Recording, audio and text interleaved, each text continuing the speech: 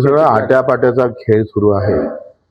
कोण कोणाला उचलन आणि कोण कोणाला आपटन हे अजून काही सांगता येत नाही. या कार्यकर्त्याच्या निवडणुकीसोबत नेत्यांचं चांग भल्याची मोहीम सुरू आहे आणि इथे कार्यकर्ता व्यवस्थित उघड्यावर पाडणार आहे.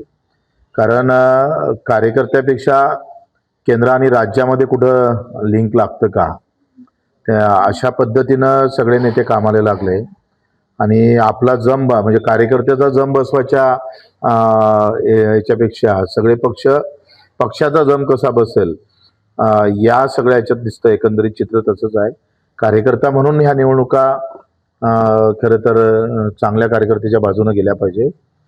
आणि मी जर पाहिलं तर एकंदरीत पैसा आणि मला एक भीती आहे, नगरपालिकेतली ती चांगली निवडणूक झाली. मी निवडणूक आयोगाला आम्ही त्यांचं खरं तर आभारच मानतोय. पण आता 40-45 हजार वाढ राहिले.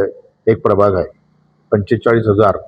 मी जेव्हा कार्यकर्त्याला विचारतो म्हणजे बच्चू भाऊ का पहिले लहान प्रभाग होते थोडे 5-10 हजार मताचे, त्याच्यानं तो कार्यकर्ता टिकत होता.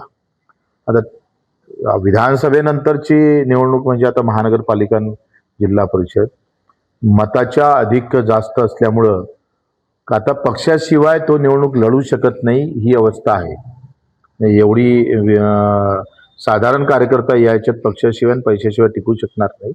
अशा अवस्थेमध्ये बगर पैशाचा बगर पार्टीचा जाती धर्माचा कार्यकर्ता टिकन कसं याची एक चिंता या निवडणुकीच्या माध्यमातून समोर येतं.